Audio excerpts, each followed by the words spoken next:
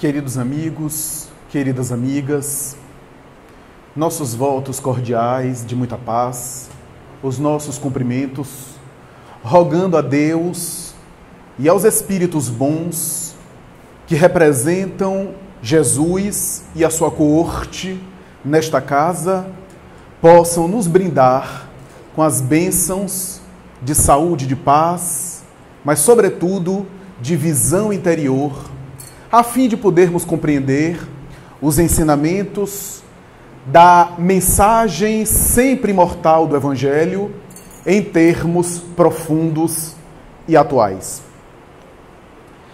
Todas as tradições da religião, da filosofia, as tradições culturais de todas as épocas se referem a um mundo novo, a uma era de paz, a um sopro de renovação que um dia deve varrer a face da terra. Se a gente for compulsar, examinar a tradição cultural do passado, todas as culturas da terra e principalmente todas as religiões falam em uma nova era, em um novo momento da humanidade, em um divisor de águas. Na tradição israelita do passado se falava que esse dia ensejará uma nova Jerusalém libertada. Na figura bíblica, onde manem dela, onde derrame sobre ela leite e mel, dando vida. É uma metáfora. E se a gente for compulsar os livros sagrados das religiões, encontraremos esse mesmo conceito vestido em roupagens diferentes, mas cuja essência é a mesma. Existe uma expectativa de uma nova era para a humanidade. Um momento de transformação coletiva, graças ao qual a humanidade entraria em um novo período, em um novo paradigma, em um novo caldo cultural, graças a cujos mecanismos, o modo de viver, a forma de funcionar da sociedade, a maneira pela qual os indivíduos se relacionam, seria inevitavelmente estabelecidos de maneira diferente. Essa, portanto, é a conceituação básica por detrás do New Age, dos esotéricos, da nova era, da chamada Era de Aquários, segundo ainda a tradição do mentalismo, da teosofia, do esoterismo, do holismo universal, a ideia segundo a qual a humanidade passaria por um sopro renovador, por uma mudança. Mudança essa que é apregoada, que é antecipada, que já foi ventilada e gritada ao longo dos tempos, há muito tempo, aliás, tem sido decantada e anunciada por homens e mulheres extraordinários, alguns dos quais, como Nostradamus as suas lentúrias, ou João no seu Apocalipse, o último evangelista, estabeleceram essa era de uma forma simbólica, metafórica, muito difícil de entender ao pé da letra, mas que significaria uma alteração significativa e cujos textos, ao serem lidos ao pé da letra, levaria o leitor a compreender que se trata de uma destruição do mundo, um final do mundo, um fim do planeta Terra. Naturalmente que não é assim que está ali colocado, porque é toda uma linguagem simbólica. Mas um final do mundo como ele está. Esse mundo como está vai acabar. Essa é a mensagem. Dando origem a um outro mundo moral, a um outro tipo de mundo ético. Essa é a mensagem por detrás da linguagem vigorosa do Apocalipse de João e das profecias simbólicas, inclusive dos famosos sermões proféticos pronunciados por Jesus. Se a gente for ler de maneira ao pé da letra, dá a entender uma destruição do planeta, o fim do mundo. Conceito que alguns religiosos levaram a ferro e fogo até as últimas consequências. Alguns que já têm certa idade aqui devem lembrar que o mundo já acabou algumas vezes ao longo das décadas. Alguns períodos específicos são colocados e caracterizados como o final do mundo, o final dos tempos. Mas a verdade é que a leitura desses textos sagrados, primeiro que não precisam datas, que aliás é a característica de uma profecia autêntica. Os espíritos nobres sabem que por mais evoluídos que eles sejam, maior autonomia e domínio sobre as coisas a ponto de antecipar ocorrências, eles sabem que a onisciência absoluta só é característica da divindade. Mas eles podem prever a semelhança de alguém que aqui na Terra, colocado em uma perspectiva mais privilegiada, pode às vezes antecipar determinados acontecimentos. Nas ciências sociais, nas ciências humanas, quantos acontecimentos são especulados e até previstos, sem precisar ter dom adivinhatório ou mediúnico. Nas ciências comportamentais, no estudo, por exemplo, da criança, quantos especialistas preveem e antecipam comportamentos da criança, cujo repertório é estudado e pode ser antecipado. Nós somos crianças comparados com as esferas mais altas, cujo repertório pode ser, de alguma forma, compreendido, mas não totalmente previsto, senão por possibilidades. Toda profecia que tem datas muito precisas, muito demarcadas, é suspeita de fraude. Porque os próprios espíritos nobres sabem que não dá para precisar um evento com uma data matematicamente estabelecida, senão um período mais ou menos de acordo com como as coisas estão andando, eles podem antecipar. Essa, portanto, é a característica básica que faz com que esses espíritos possam penetrar em situações que eles veem, que nós ainda não conseguimos visualizar, mas cujo futuro para eles já é um presente, já que eles estão acima da matéria mais grosseira e mais densa, portanto com um olhar de alcance maior. Nenhuma mágica, senão leis naturais que são dominadas e que nós, mergulhados na fisiologia mais densa da matéria corporal, não conseguimos vislumbrar. Essa é a ideia que Allan Kardec desenvolve quando explica a teoria da presciência, palavra que hoje é considerada na parapsicologia como pré-cognição. A capacidade psíquica de antecipar acontecimentos por meio de alguma sensibilidade anímica, psíquica, mediúnica, extrafísica. A verdade é que em toda a época da humanidade sempre houve essa anunciação. Especialmente essa anunciação onde as criaturas compreenderiam melhor as relações humanas e conviveriam de uma maneira mais harmônica. Uma era chamada de luz, de paz. Uma era renovada.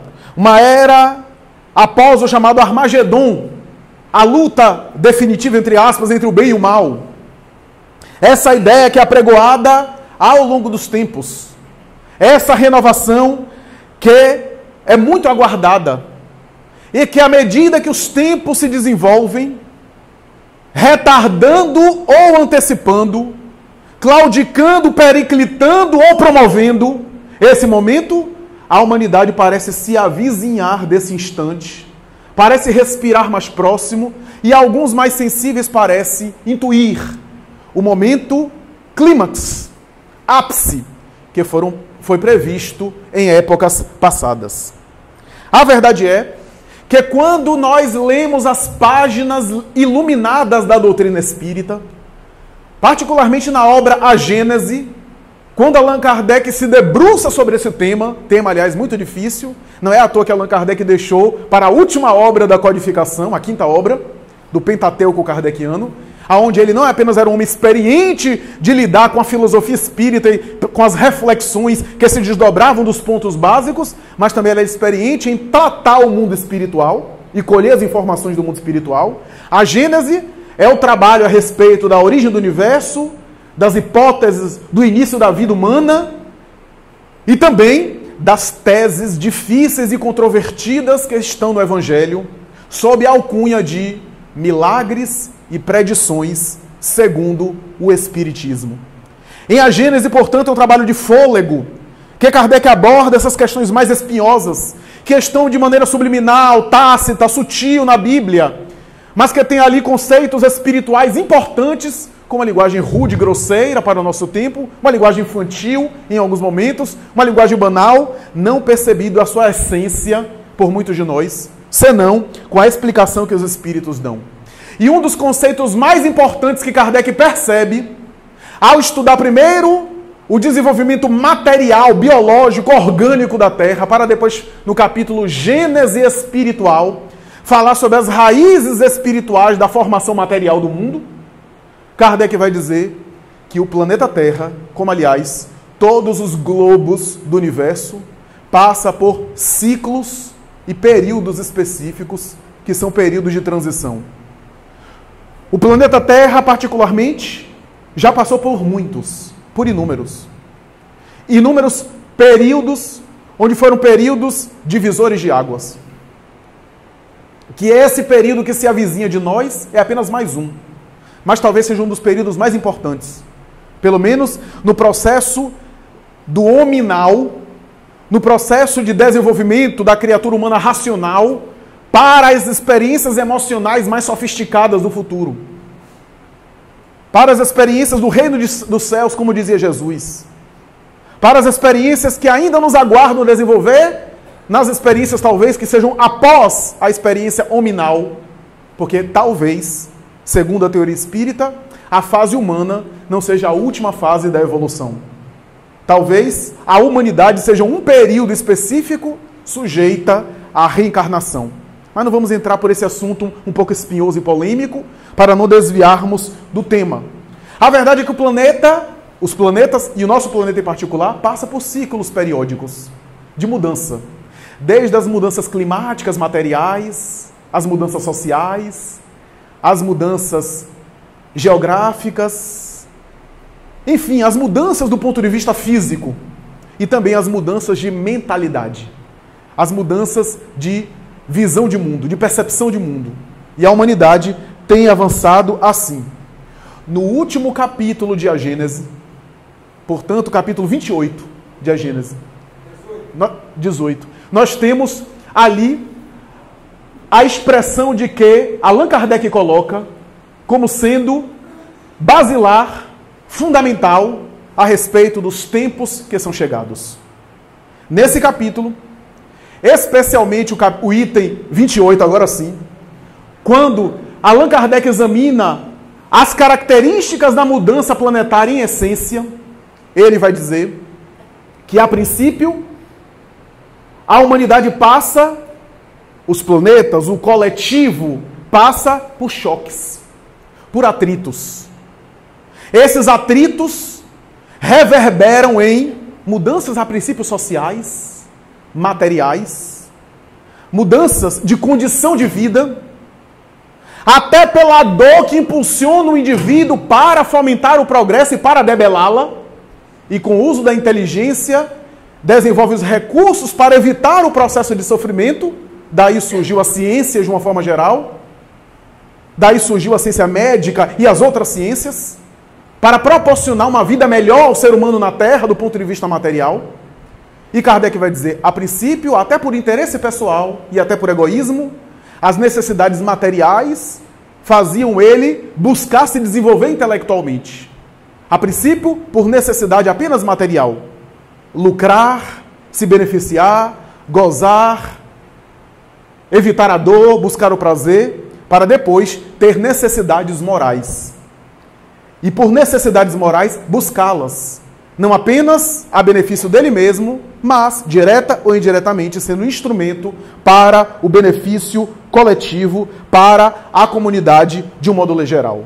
Nesse capítulo, culminando nesse item, Allan Kardec vai dizer que os cataclismas, as revoluções materiais, as alterações que se abalam e que chocam, que sacodem a Terra, os flagelos humanos, de guerra a terremoto, fazem parte de um processo em que A destruição nada mais é do que renovação.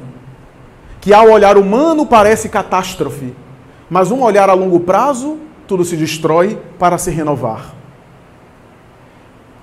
No entanto, o momento mais importante, e ele fala isso nos 2 itens citados do capítulo mencionado, os sinais dos tempos e o último, geração nova. Mas é no item geração nova que ele vai dizer, chega o momento que não é a mudança exterior e a mudança da terra do ponto de vista material exterior que agora ocorre. Chega o momento do ciclo que não é o planeta que se sacode, mas as entranhas da humanidade que se atritam. Ou seja, as experiências morais, o choque de ideias, as revoluções, os conflitos ideológicos, as experiências humanas, a multiplicidade de convicções, de paixões, de pensamentos. E ele vai dizer que esse é o momento onde surge uma geração nova, uma nova mentalidade, que lentamente vai substituindo a geração antiga, porque há determinadas mudanças que não ocorrem senão com a morte de uma geração para gerar ou resultar numa outra geração que muda as instituições. Aliás, a mudança das instituições já é o resultado da mudança das pessoas. As leis, as instituições modificam depois que uma certa mudança de consciência se opera. Sempre foi assim. Ainda que homens notáveis à frente do seu tempo antecipassem o tempo com o sacrifício deles mesmos para depois a humanidade caminhar nas suas pegadas. Mas sempre foi assim. O que significa dizer que chega um momento que há uma nova geração que vai assumindo. Não preciso aqui entrar em muitos detalhes para saber que tem muitos setores do mundo e do Brasil também que precisam de uma nova geração. Que precisa de um novo grupo de pessoas. Que essa geração agora está viciada. E quando eu falo geração, eu não estou falando apenas geração física, mas geração de espíritos. Por isso, no final do do sermão profético de Marcos, quando alguém pergunta quando aquilo aconteceria, é um sermão profético que fala sobre esses tempos, ele vai dizer, não passará essa geração até que tudo aquilo que eu tenha dito se cumpra até o último iota, a última letra do alfabeto grego. Em outras palavras, que tudo aquilo que eu tenho dito, essa geração vai acompanhar. Não passará essa geração. Não é uma geração corporal. O que significa dizer que alguns daqueles que viviam naquela época ainda estão reencarnados, acompanhando essa mudança que Jesus havia anunciado. É a geração de espíritos, alguns dos quais continuam voltando na experiência material. São, portanto, o choque de ideias, diz Allan Kardec, os abalos morais, as crises paradigmáticas que Jesus havia anunciado. Quem abre o Evangelho, principalmente em Marcos, capítulo 13, versículo 1 a 33, Jesus, após sair do templo de Salomão, o famoso templo da tradição judaica, a tradição de Israel, olha para o templo de Salomão e alguém, um dos discípulos, contempla e faz um elogio a respeito daquela instituição tão famosa que foi destruído 2 vezes e 2 vezes foi erguido, inclusive por Herodes o Grande, que foi embelezado com uma parreira de ouro, que esteve no auge da sua glória no tempo de Zorobabel, que tem uma larga tradição na cultura israelita, que o próprio Herodes embelezou várias vezes só para agradar os judeus, porque detestava os judeus para governar melhor. Esse templo dos judeus de Salomão, que era uma verdadeira glória e orgulho do povo de Israel, vai receber da boca de um apóstolo dizendo, Senhor, vede que pedras, que beleza. E Jesus começa o famoso sermão profético do Evangelho de Marcos, dizendo, em verdade eu vos digo que não sobrará uma pedra que não seja derrubada. E começa a anunciar, a princípio com profecias muito específicas da época, a invasão de Roma, a destruição por Tito no ano 70, principalmente, graças à invasão de Tito do templo, as guerras que deveriam suceder-se, a destruição de Jerusalém várias vezes, e ele começa a dizer, mas não penses que isso é o fim, senão o princípio das dores. Alguns teólogos chamam esse sermão de o sermão do princípio das dores. O princípio das dores, porque nação se erguerão contra nações, Pais entregarão seus filhos e filhos entregarão seus pais. Quem conhece a história da Segunda Guerra Mundial via como às vezes os filhos entregavam uns aos outros para os soldados nazistas para sobreviver. Os próprios familiares. Mas ele continua dizendo: haverá terremotos, haverá fome, haverá epidemia. Quem estiver na montanha não desça para a praia porque não haverá tempo. E quem estiver no mar não suba na montanha porque também não haverá tempo. Quem vê, por exemplo, os episódios de tsunami, os episódios de Hiroshima e Nagasaki, em que não dava tempo das pessoas voltarem para casa se não correr dos efeitos da energia nuclear, percebe aquilo de maneira simbólica sendo anunciado por Jesus. Porque é uma linguagem simbólica. A semelhança do que acontece no Antigo Testamento, quando Jeremias fala que no futuro gafanhotos colocarão ovos que explodirão. Está falando de avião. Então quando a gente lê, é porque não havia vocabulário. Então ele previu as futuras guerras no ar e fala de gafanhotos que botam ovo e que explodem esses ovos. Está lá no livro de Jeremias. Numa linguagem simbólica, portanto.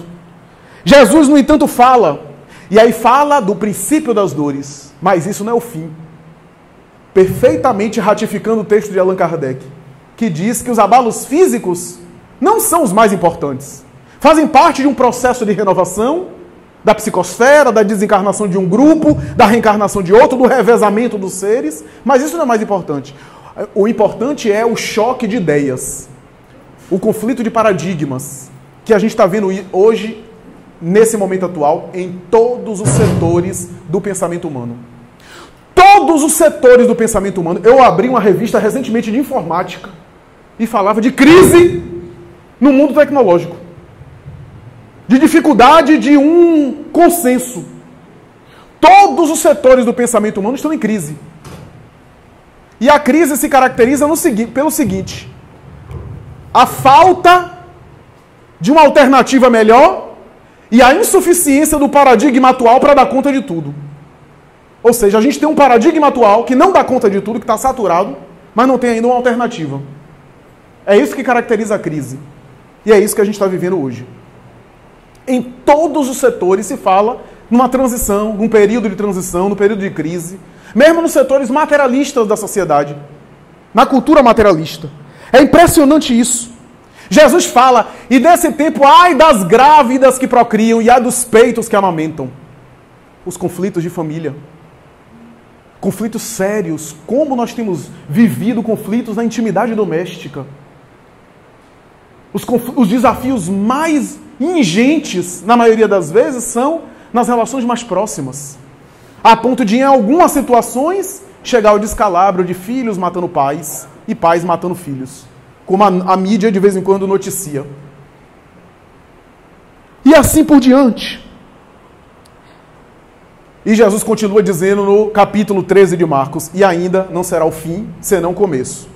E não será pior, pela misericórdia do Pai, porque até os eleitos do Senhor estarão correndo perigo nessa época. Veja que linguagem forte, simbólica, para falar de um período difícil, um período de busca de referências, um período de desafio de valores, onde todos os valores nossos estão sendo colocados em xeque. É essa a ideia do processo que foi anunciado. E Jesus conclui dizendo: ainda não será o fim, porque faz-se necessário antes disso, que o Filho do Homem volte. E alguns interpretam como sendo a volta dele fisicamente. Não. Em que o meu evangelho será pregado.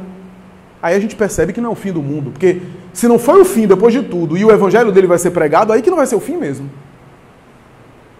E o Filho do Homem volte a habitar os corações. É essa a ideia simbólica. É essa a ideia que foi interpretada como um momento do juízo final. Mas não. Depois das dores, o despertamento pela sensibilidade da humanidade para as verdades espirituais, para as buscas interiores a fim de preencher a criatura humana. Essa é a necessidade. E é isso que estamos vivendo hoje. Os historiadores e os filósofos da pós-modernidade hoje, desde um Zygmunt Bauman já falecido, até os grandes especialistas da psicanálise e da psicologia atual, falam que esse momento é um momento muito delicado. Por quê? Porque primeiro é um momento de ausência de valores sólidos. Nós não temos valores sólidos estabelecidos como se tinha no passado. Aquela ideia de que minha avó sabia o que fazia. Hoje a gente não sabe o que faz. Nem na educação dos nossos filhos, porque tem tanto caminho que a gente não sabe. Se a gente pegar 2 obras de educação, como criar nossos filhos, às vezes são 2 caminhos totalmente opostos. É tanta orientação, é tanta falta de referência, é tanta ausência de uma referência sólida, absoluta, constituída, que estamos desnorteados. Esse mundo atual é muito bem caracterizado pela relativização de todos os conteúdos. Há uma relativização absurda de tudo. Tudo é relativo. Tudo depende. O certo e o errado, o bem e o mal, o ético e o antiético, tudo depende. O mundo pós-moderno relativizou tudo. O que é um perigo. Não que a ética não seja sofisticada e não precise ser examinada, analisada, compreendida de maneira mais profunda.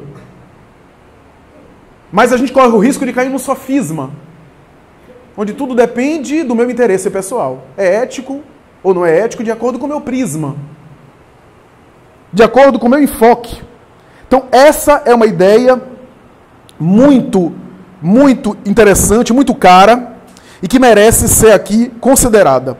No mundo atual, nós temos um materialismo que é sofisticado. Um materialismo que não fala mais em o mundo que existe é só o mundo que eu vejo. Por quê? Porque a própria ciência desconstruiu a matéria como está.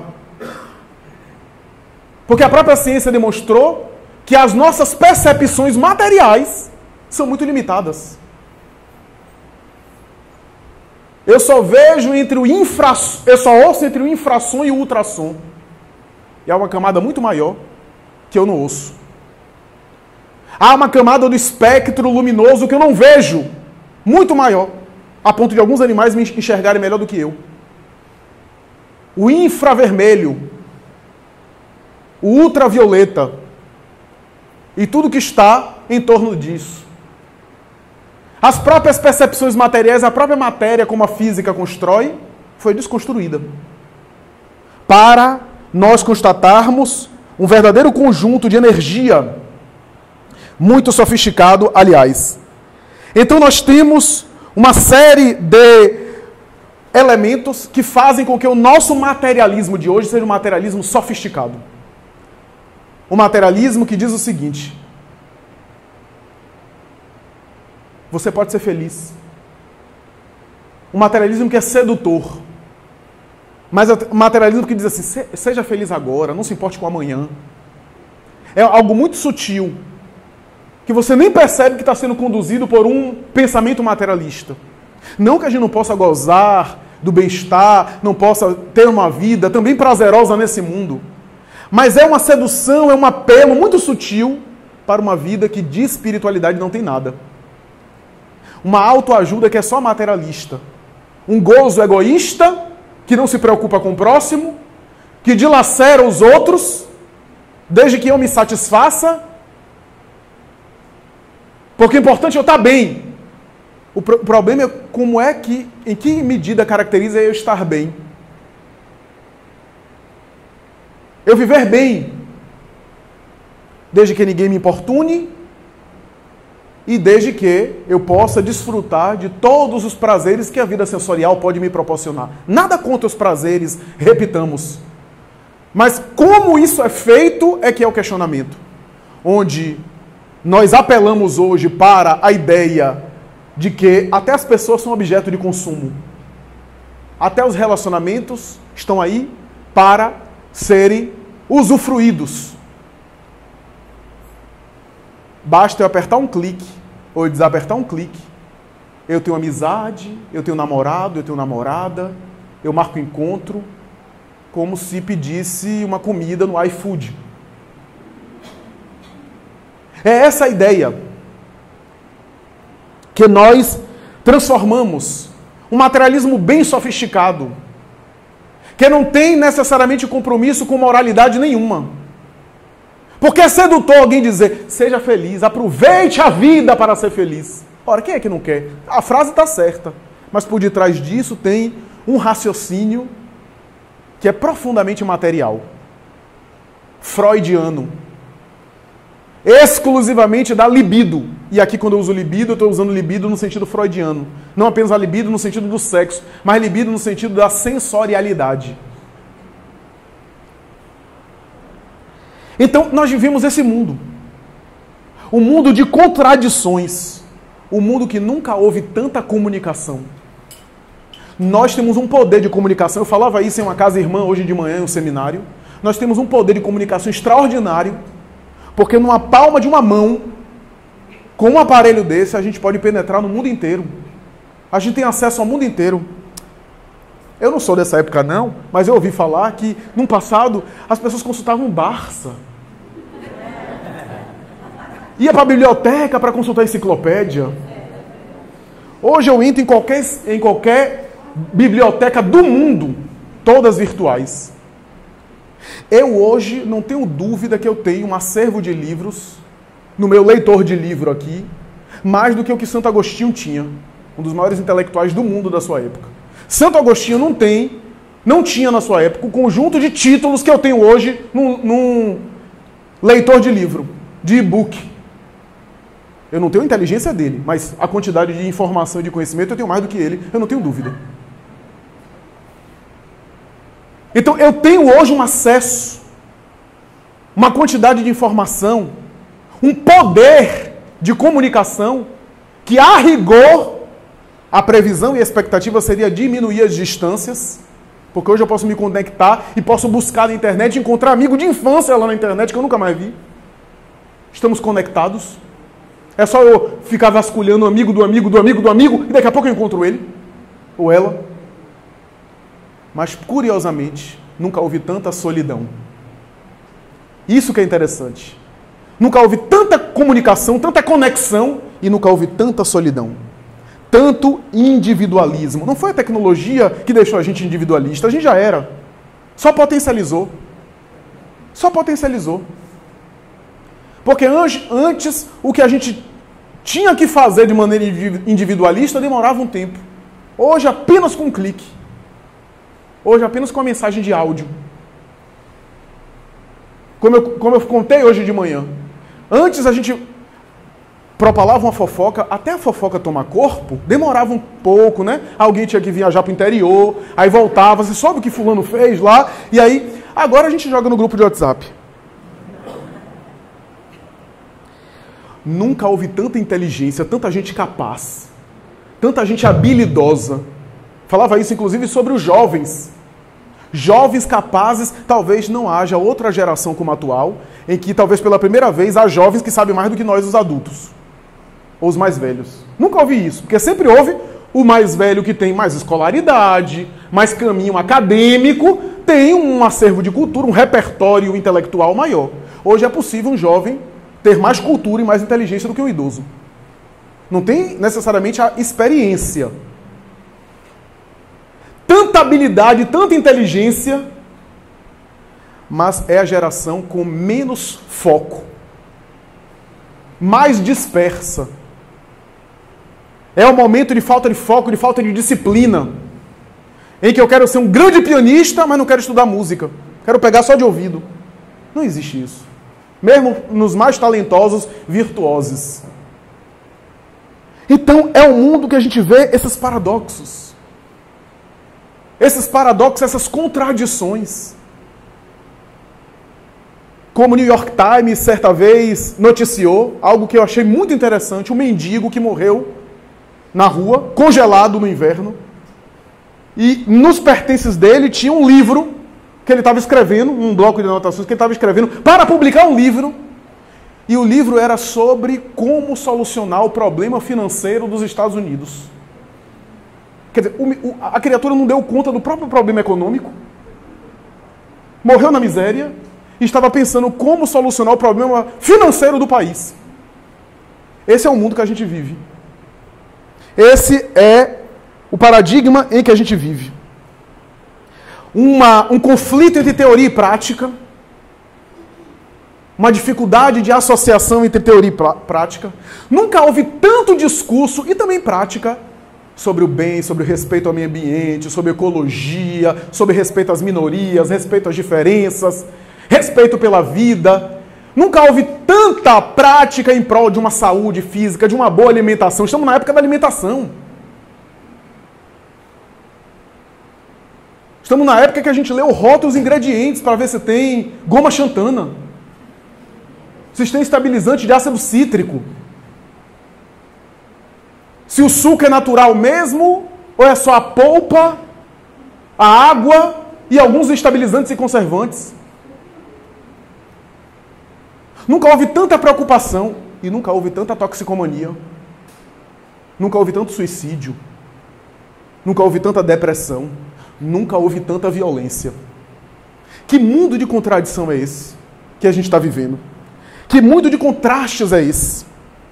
É um mundo que o Espírito Emmanuel definiu muito bem como sendo um conflito entre o homem material e o homem espiritual. O homem material e o homem espiritual estão em grande conflito. É o mesmo homem. É o mesmo ser humano. A dimensão espiritual e material nunca esteve em tanto conflito como hoje. Nunca houve. Porque no passado o paradigma do fanatismo religioso e de uma vida asceta fracassou. Mas também a vida hedonista grega, sensualista, também fracassou.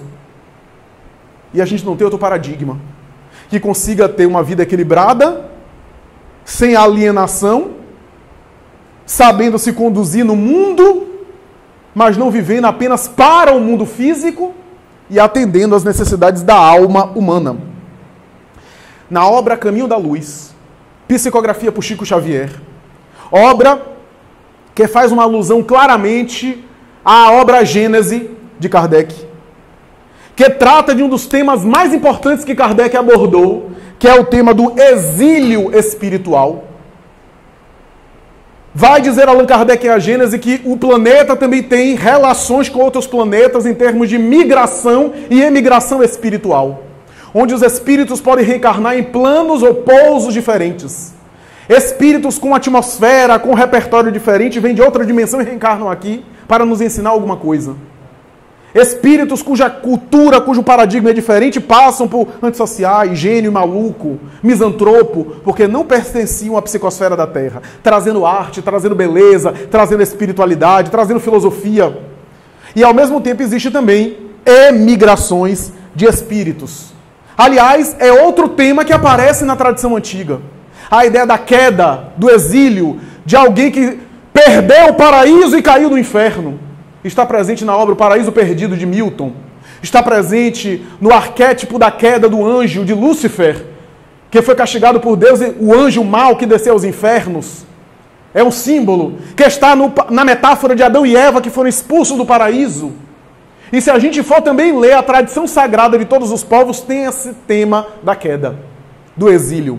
E Emmanuel vai esclarecer, Kardec já vinha esclarecido, que era um exílio espiritual, de um planeta onde alguns indivíduos não se adaptaram e por falta de sintonia vibratória foram recambiados a outro pouso, e que ocorreu em alguns planos do passado, onde a Terra era um inferno, inferno aqui entre aspas, porque a palavra inferno em latim significa inferior, era um plano mais atrasado, que abrigou esses espíritos, que para a nossa mentalidade eram espíritos bastante evoluídos, mas que para o planeta onde estavam atrapalhando. E esses espíritos foram os grandes construtores da cultura e da civilização nossa, porque o processo antropológico estava muito atrasado aqui. Deram o chamado salto na evolução, o impulso, o elo perdido, o chamado elo perdido da paleontologia, corporificando na Terra Homo sapiens sapiens. Kardec, inclusive, especula sobre isso em A Gênese, hipótese da origem do corpo humano, ele fala isso. E Emmanuel, através de Chico Xavier, vai desenvolver isso, falando nesse mito de Adão, do primeiro homem, que na verdade é o símbolo de uma nova mentalidade, de uma nova raça, entre aspas. Emmanuel utiliza a expressão que era da época, raça. Etnia, falaríamos hoje. De novo, biótipo humano, corporificando-se nas chamadas 4 raças padrões da cultura terrestre, para demais do chinês, o asiático, o africano, que já existia, e produzindo mais 4, que seria o egípcio, e a toda a cultura egípcia, que até hoje nos fascina. Eu olho para o Egito de hoje, cadê o Egito daquela época? Não tem mais. Porque aqueles seres, a maioria já voltaram, já cumpriram o seu processo, cujos cálculos matemáticos colocados na pirâmide media a circunferência da Terra em cálculos precisos. A metade do planeta, os meridianos. Como é que eles sabiam? A linha do Equador, como é que eles sabiam?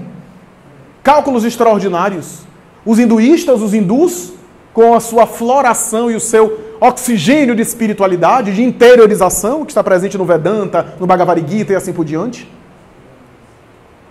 Os hebreus, com toda a tradição da profecia, da mediunidade, do transe mediúnico, das manifestações de revelação, das manifestações da lei, da justiça.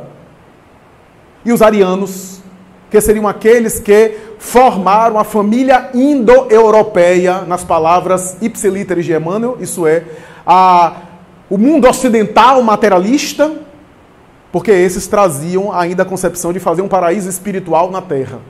Essa é a ideia desses construtores de civilização e cultura.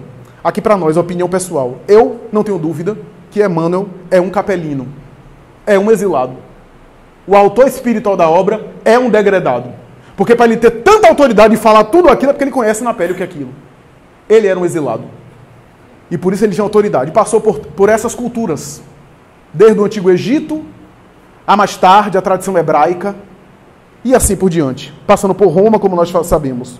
O momento atual da humanidade é o momento que passou Capella. Capella é um símbolo, né? Tem outros planetas. Mas Capella que ficou mais conhecido, porque Emmanuel cita o sistema de Capella, na constelação do Cocheiro.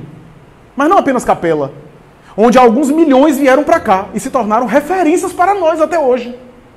Mas eram espíritos que estavam atrapalhadozinhos, que estavam atrapalhando o Capella.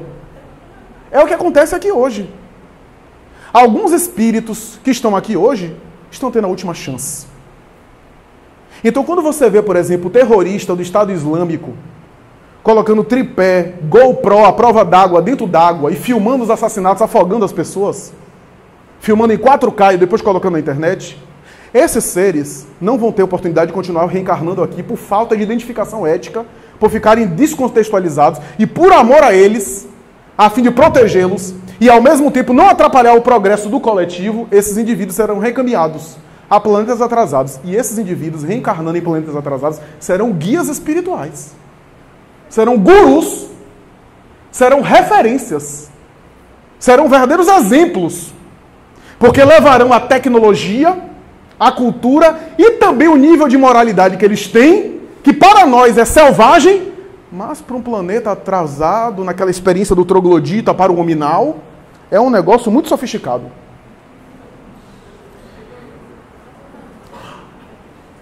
Pense comigo.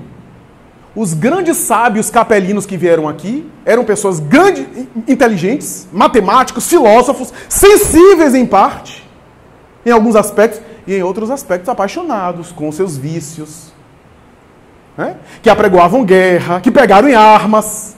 Quando eu me lembro de Tales de Mileto, de Pitágoras, esses homens eram todos cheios de contrastes. Eram exilados. Sócrates, Platão. Platão, esse homem extraordinário, falava que a escravidão é necessária, porque o filósofo não deveria trabalhar, é o escravo que deveria trabalhar para ele. Aristóteles fala que a mulher é um objeto sexual apenas para o prazer do homem. Veja, o Aristóteles é o construtor da nossa ciência, praticamente. Mas tinha sua mentalidade. E se a gente for olhar esses grandes homens, era esse contraste de exilados, que é o contraste que a gente vive hoje. Que aqui para nós a gente é um pouco bizarro. A gente tem momentos de grandeza espiritual e momentos que é melhor nem comentar. A gente oscila muito. A gente é feito dessas contradições. A nova era assinala essa fixação de um valor definitivo. Para onde eu quero ir? Não é que a nova era será um mundo perfeito. Vai ter erros, vai ter problemas, vai ter desafios, mas a predominância será do bem. Vai acontecer de um momento para o outro? É óbvio que a gente está vendo como estão as coisas aí, que não. É óbvio que não. Mas alguns de nós já vai perceber o começo disso, antes de desencarnar dessa encarnação. Já vai começar a ver o começo. Esses choques que a gente está vendo, crise de valores, já é o prenúncio de um mundo ético melhor. Porque normalmente acontece a saturação do mal, quando a gente já não aguenta mais as coisas como estão aí. Eu não preciso nem entrar em detalhes, que a gente não está aguentando mais algumas coisas. Em todos os âmbitos. É a saturação para dar início a uma nova era. Mas esse momento da nova era acontece dentro de nós. Essa transição está acontecendo internamente. Então, o homem material e o homem espiritual estão sendo colocados em xeques. Para onde eu quero ir? Essa, mais ou menos, é a ideia. O que é que eu quero me decidir? Para onde eu quero me conduzir? Eu quero realmente me desapegar dos valores materiais, e quando eu me refiro a desapegar dos valores materiais, não é viver sem as coisas materiais, desprezando-as. Porque o apego material não é usar as coisas materiais. O apego material é quando eu, com as coisas materiais, me prejudico espiritualmente. Se você está em função da matéria, se perturbando emocional e espiritualmente, você está com apego material. Agora, se você, independente de você ter uma vida financeira boa ou não, de você estar tranquilo financeiramente ou não, mas se você, com o financeiro ou sem, está equilibrado espiritualmente, você está conseguindo se conduzir bem. Você está tendo uma relação boa. Porque a relação é eu sou dono do recurso, e não quando o recurso começa a mandar em mim, quando é o recurso que está me dominando, aí alguma coisa está errada. Aí nós temos o apego. Joana de Anjos tem uma mensagem que vai dizer: o problema do apego à matéria, aos objetos materiais, é porque o apego aos objetos materiais é a coisa mais infantil. Ou você acha que o mais problemático é eu ficar apegado a um objeto que eu dou valor? Isso é o de menos, até porque não prejudica ninguém. Talvez me torne obsessivo em relação a alguma coisa, que com o tempo, com a experiência, eu vou amadurecendo. O problema dos apegos aos objetos, às coisas materiais, é que esconde outros apegos.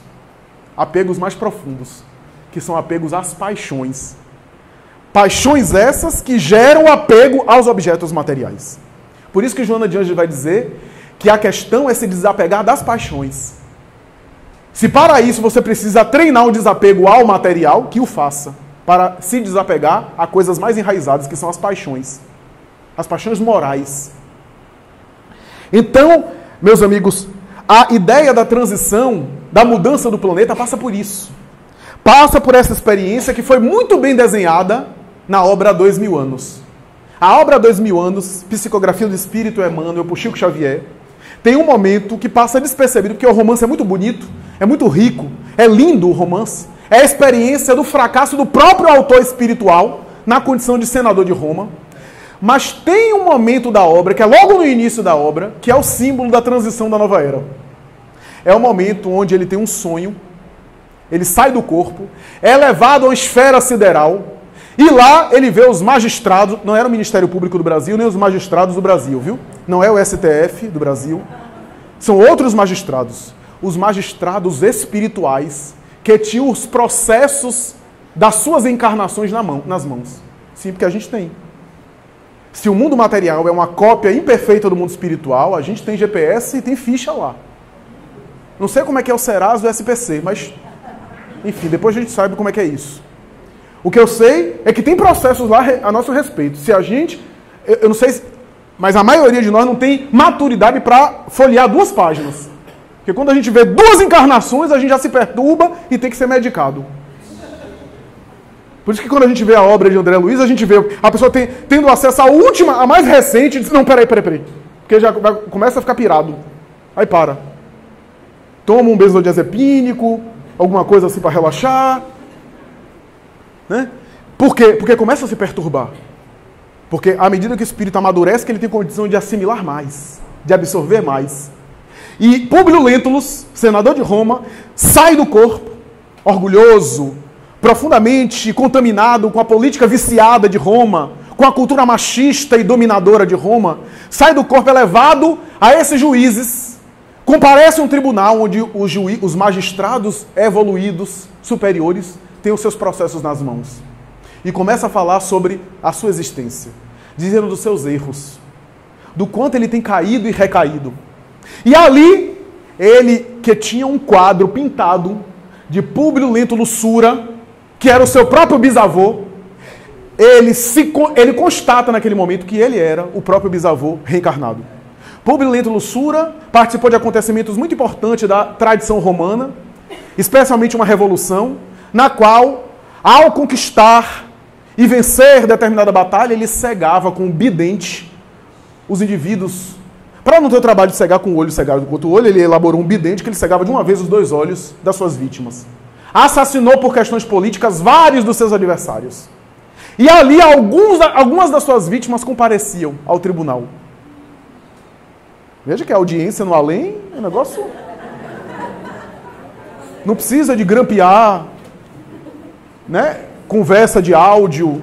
Não precisa de nada disso, porque está lá registrado tudo. Tem testemunha, tem tudo. E aí ele fica angustiado com aquilo e começa a passar, na sua visão psíquica, os lances da sua encarnação anterior. E os juízes chamam ele, dizem a ele que ele está diante de um momento culminante da sua vida como espírito. Que vai acontecer um momento importante, porque o Cristo estava na Terra. Que ele teria a oportunidade de escolher, renovar-se, transformar-se, mudar o curso da sua existência, regenerar-se na Terra e optar por caminhar mais adiante em um processo de ascensão mais sutil, mais suave, mais agradável, mais atraente, ao lado da sua querida esposa que já estava amadurecida para isso, ou optar por continuar repetindo os mesmos erros, e aí ele teria que se defrontar por processos dolorosos. Eu não vou dar spoiler não, mas ele escolhe a pior opção. Tanto é que a desencarnação dele na obra não é uma desencarnação atraente. Era a opção de um vulcão em cima, cego com a própria filha. E durante 2000 anos tem reencarnado e lutado espiritualmente, porque perdeu aquela oportunidade. Esteve com Jesus diante dos seus olhos, se emocionou com aquela figura impressionante, mas não renovou. Jesus lhe falou suavemente ao coração, mas ele, embora fosse tocado, preferiu com seu orgulho deixar para lá, recusar, nunca esquecer aquele encontro, nunca esquecer. A vida inteira ele ia lembrar daquele encontro. Só idoso, quando já estava cego, é que ele reconhece a sabedoria daquelas palavras que ele ouviu, daquela boca santa, que um dia esteve com ele, em um local ermo da natureza, e que lhe falou o coração. Só ali ele despertou, mas era tarde demais naquela existência. E escolheu, portanto, pelo caminho mais tortuoso, pelo caminho mais difícil. A experiência de Públio é a experiência da nova era. A experiência que nós estamos vivendo. A experiência em que os valores morais continuarão sendo desafiantes. O egoísmo ou o altruísmo? A vaidade ou a modéstia? Continuará na nova era. Porque não será um mundo de pessoas perfeitas. Muita gente acha que a regeneração da humanidade vai ser quando todo mundo se hospedar em hotel 5 estrelas, a carga tributária ser reduzida a 0 no país, todo mundo andar se beijando. Não, não vai ser assim. Haverá problemas, mas haverá uma predominância do desejo da fraternidade. Uma predominância do bem. O mal chocará tanto que será exceção. O mal que eu digo aqui é a perversidade, a crueldade. O egoísmo ainda haverá. Pensar mais em si do que no outro vai haver. Mas o egoísmo é diferente da perversidade. O egoísmo eu quero o bem só para mim. A perversidade eu quero prejudicar o outro. Eu quero torturar o outro. A perversidade é uma patologia daquilo que o egoísmo tem de pior. Porque é o prazer pelo sofrimento alheio. Quando eu sou egoísta, não necessariamente eu quero ver os outros sofrerem. Eu só quero para mim, ainda que prejudique o outro indiretamente. Então, a transição ocorrerá dessa forma. A mensagem de Eurípides Barçanufo fala isso. Tanto que, nessa mensagem, no final, em plena Era Nova, ele diz: é necessário ser mais do que pó. É necessário viver na terra mais do que pó. O que é que ele quer dizer? É necessário viver mais do que apenas um homem material. Do que apenas um homem que come, dorme, reproduz, pratica sexo e mais nada. Que vive apenas por instinto. Não que eu não possa usufruir dos prazeres materiais, mas que eu tenho também uma vida emocional, uma vida moral, uma vida ética.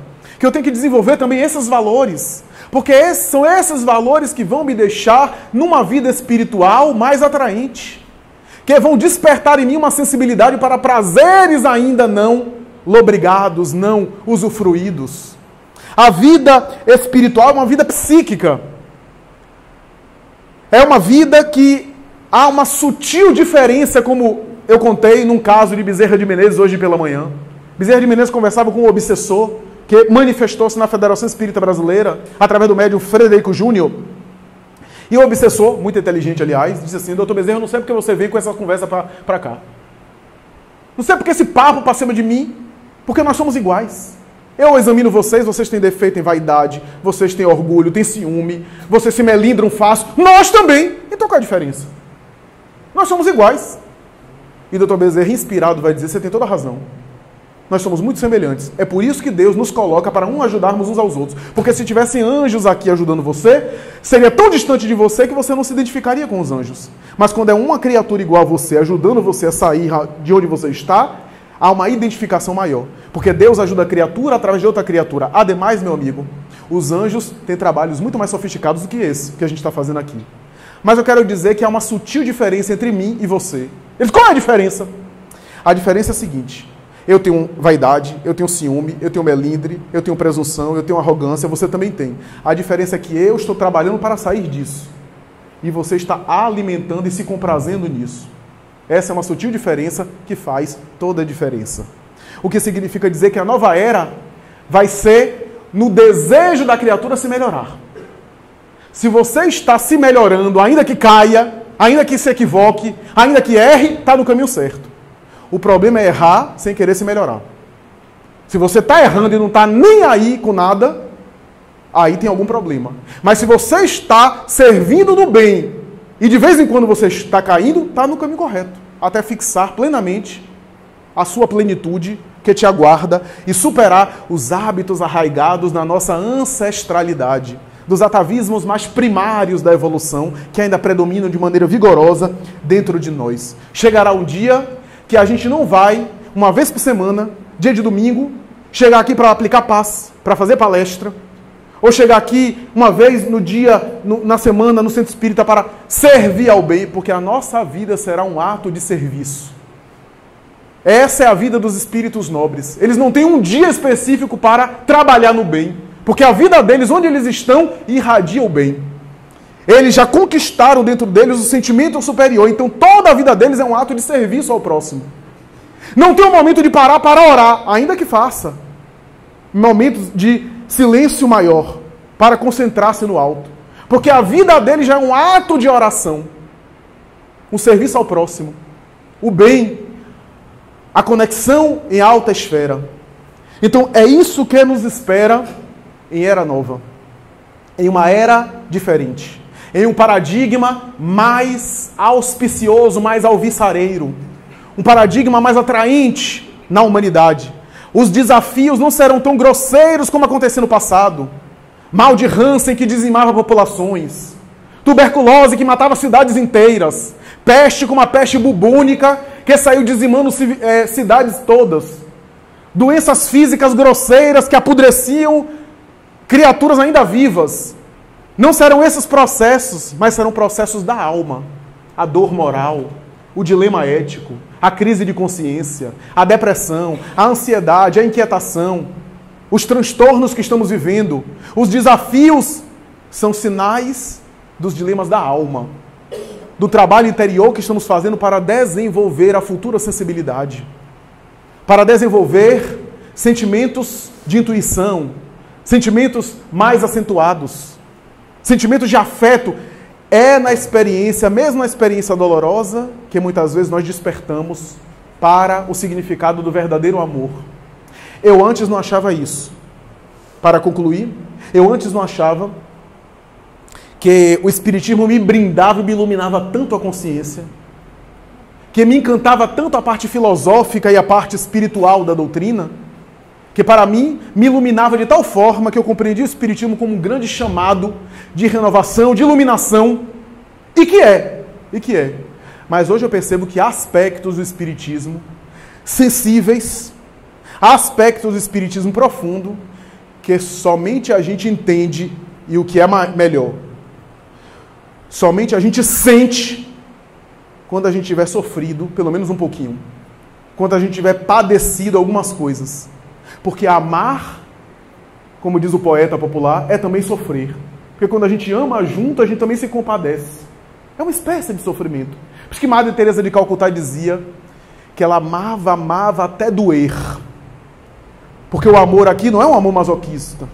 Mas quando você ama o próximo, você também se envolve. E quando o próximo que você ama sofre, você se sensibiliza junto. Você se irmana, você se identifica, você se compadece. É essa sensibilidade. Por isso que ainda necessitamos do recurso do sofrimento.